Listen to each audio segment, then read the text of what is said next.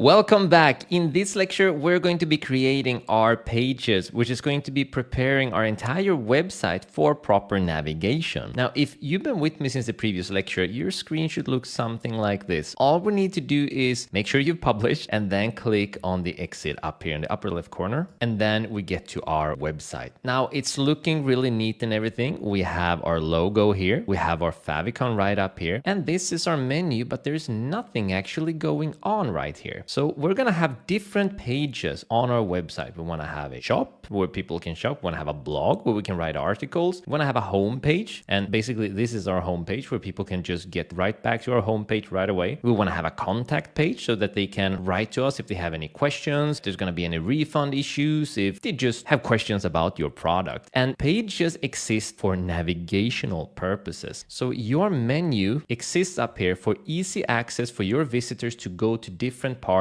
of your website. So what we're going to do is to make sure we have all of those pages. And once we have the pages created, we're then going to add them into the menu so that our visitors can navigate to them. We're also going to set up our legal pages. And this is no small deal. The legal pages literally keep you in the right side of the law when it comes to running a website and running an online store. So let's dive right in and set it all up. We're going to go to the upper left corner up here and then click on dashboard. And then we're going to go to the left where it says pages and then all pages. Now, because we've used a starter kit, we are lucky enough that we have gotten a bunch of different pages already added in here. So once again, lucky us, is going to save us a lot of time. However, there are some errors in here. So for example, we already have a shop added to our website, which is amazing, but there are double pages of everything. And the reason for that is when we first downloaded the theme, we got some pages included. And then when we downloaded the starter kit, they added them in once again. It's not a very smart thing to have designed it that way, but that's what happens. We're just gonna start off by removing all of the duplicates. So looking to the left, you can see this is cart and this is cart, but this is being used as the cart page, meaning that this is the unnecessary duplicate. So all I'm gonna do is I'm gonna select it. I'm gonna select this checkout. This one is being used. This one isn't. I'm gonna select this, my account. Scroll down. There's one my blog page, one my front page, two refund and return. So I'm going to just select one of those and remove them. Two sample pages. In fact, we don't need any sample page. I'm going to remove both of them. And two shops. I'm going to remove that one. Go up to bulk actions, click on move to trash and apply. Now I'm just going to check again to see that there are no duplicate pages in here. And I don't think so, if my vision is serving me correctly. And next thing, we're going to rename them properly. We want to have the same name in here that they're going to be called on our actual menu. So for example, we have an about page. And if we want to check out how our about page looks like right now, we can actually go down to where it says view and click there. So this about page already exists pre-designed on our store because we got a starter site. It looks like this. It has a story, a philosophy. It has Latin, just mumbo jumbo words. It might actually mean something I wouldn't know. And then we are going to make sure that when we redesign this, we add in a contact form down here. But the important thing to know is that this page exists. It's pre-designed for us because we got it as a template, but no one is able to navigate to it because we haven't added it up as a menu. We want to make sure that the name that's going to be shown here is going to be short and concise and to the point. So let's head back. I'm just going to click back here. We want to make sure that about, for example, is just called something like about, not my about page, because on the menu, that's going to take up a lot of space. But for our sake, we're not just going to have an about page. We're going to combine it with a contact page. And because that is more important to know for our visitors, I'm going to go down and click on quick edit. Remember to do this with me. And I'm going to change it to contact. Now, this is going to be called contact in the menu as well. Down here, we have a slug. I want you to rename this to contact as well with a small c. The slug is just the URL. So if people go to bluelightdefenders.com/contact, they're going to end up on the contact page. The slug is what decides what the slash and the name is going to be. So that's why we always want to name the slug the same name as the title for easy navigation for your visitors and for you should you need to hyperlink something, meaning link something quickly in your blog articles, for example. And we're going to go through that much more later on in the course. But for now, just know you want to have these two as the same name. Click on update. Go down. We have my account, and that is just too long of a name. I'm going to to change it to account. Again, we're always just saving real estate here on our menu. My blog page is going to be called blog. And that also means that this part is going to be called blog.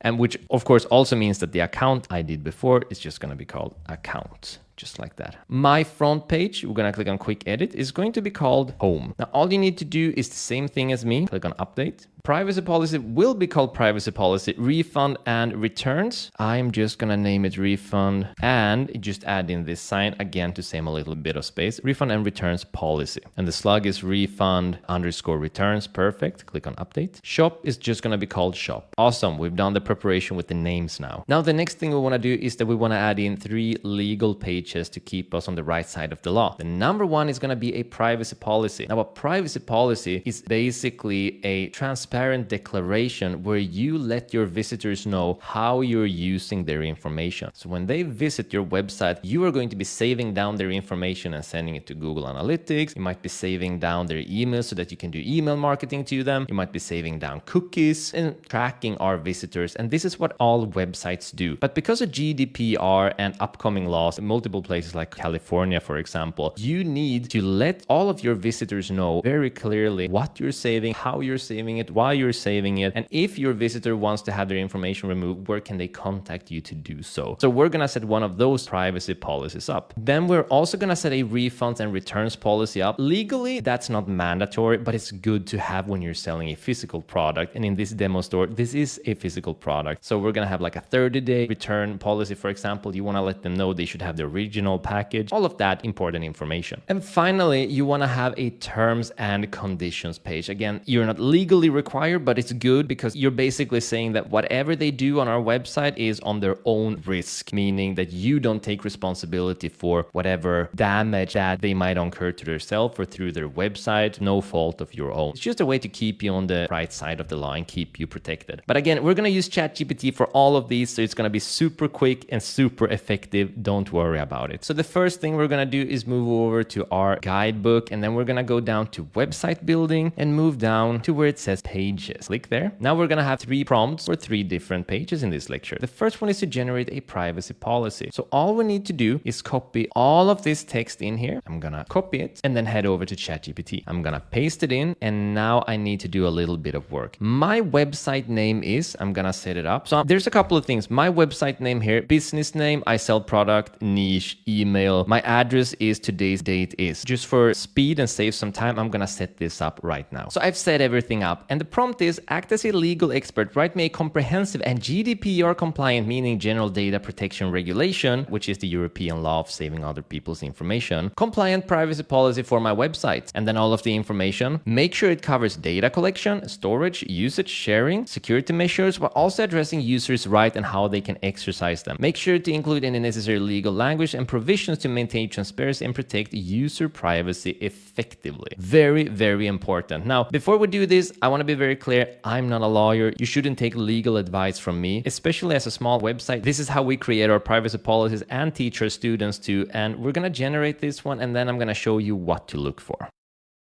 And as it's generating all this massive amount of information, you might find that it comes to a halt, just like this, mid-sentence. All you need to do is write continue, hit enter, and then it's going to continue writing. It has a limited cap on how much it can write. So just if it stops mid-sentence, write continue, hit enter, and let it continue write. Amazing. So it's been generated. So here's what you need to look for in your privacy policy. First of all, you need to look for the personal data collection and make sure the ChatGPT writes what sort of data that is being collected. Then the usage data, letting our visitors know that we might collect data on how they use our website, like what browser they have, their IP address, and all of that important stuff. And also cookies. It's very important that we let them know that we save and store their cookies, how we save them, and why we do it, and that they have the ability to refuse. And that's all in here. And finally, we need to have our contact information available too, by email and by mail actually. So scrolling all the way down, we have that right here, contact us, and we have the email and we have the physical address. So that's going to be very important. And when it comes to writing your address, you do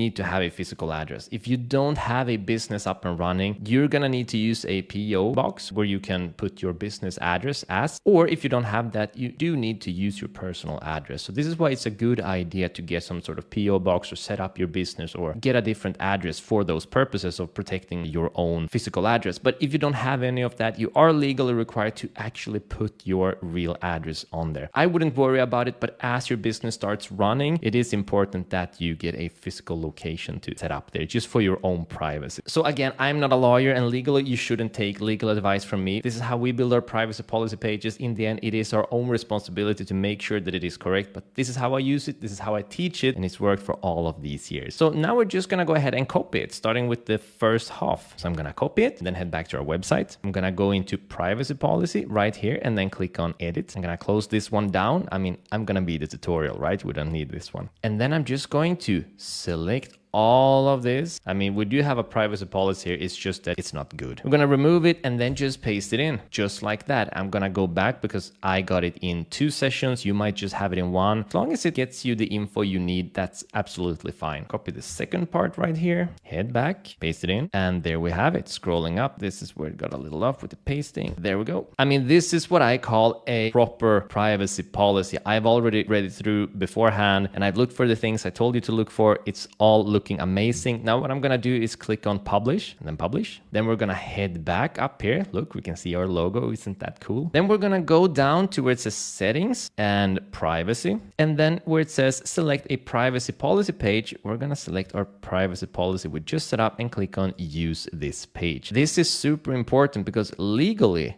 you are required to have one, and Google knows that. So if it's going to rank your site and drive traffic, it needs to know that you are playing by the rules, that your website is legally abiding. So this is a very important step, not just for you personally, but also for the success of your business, just getting visitor wise. Okay, so we have 2 more. We have the terms and conditions and we have the returns and refunds policy page. So let's go ahead and create those. We're going to go back to pages, all pages. We don't actually have a terms and conditions page in here. So I'm going to click on add new. Title is going to be terms and conditions. And I like to use this sign rather than write and again to save space. And then we're going to go back to the guidebook, move down to where it says generate terms and conditions. So all I'm going to do is I'm going to copy all of this right here, copy it, head back, paste it right in. And then I'm just going to set these ones up again. So once I've written it all, I'm just gonna send it away. And remember, the terms and conditions, they help you legally make sure that you're not liable for the visitors, but legally, just strictly speaking, they're not required to keep your website up and running. And once it's done, it's just about copy paste. Again, we're not required to use it by law, but if there's anything to look for in here, it's gonna be right down here where it says limitation of liability. In no event shall Robin and Jesper Ltd nor its directors blah blah blah be liable for any indirect blah blah blah. Basically, we're not liable. If something happens to the visitor, it's not our fault. And that's really the main part of the terms and conditions policy. So you want to make sure that that is in there. But again, it legally is not a must. It's just one of those safety precautions. So I'm going to copy all of this. Then we're going to head back and I'm just going to paste it in. It's that easy. Head back again because I had to use the continue again because it's quite long. I'm going to copy all of this good stuff, paste it in. And then just look, usually when you do the paste, mess up and get an extra number and sort of break the paragraph. That's all. Now it should look really nice. This is everything we need. I'm going to go ahead and click on publish. Amazing. We don't need to set it up in any settings because once again, that's just the privacy policy. That's the most important page to be setting up properly. And finally, we have the refunds and returns policy. So we're going to head back, going to go down to refund and returns policy. And we only have it because it came with our starter kit. So that's handy. Click on edit. And we already do have one. It's just that we're going to get a better one. ChatGPT is going to outperform this one by far. Then again, there are going to be a couple of things to look at. And then to create our refunds and returns policy page, just go to the guidebook and grab the last prompt, come back in here, paste it in. It's going to be a little bit longer and it says, act as a legal expert. Please write a comprehensive refunds and returns policy for my website that clearly explains the process, conditions, blah, blah, blah. Now, the most important part here that separates it from the other one is going to be I sell a physical/digital product. If you sell a physical product, then what sort of condition it needs to come back in and how many days you have to get a refund is going to be very different from if you're only selling a digital product. So this is really where things get a lot different. So if you only sell a digital or only sell a physical, make sure that you write that one in there. Now, what I'm going to do is that I'm just gonna set this all up once again. And then I'm gonna hit enter.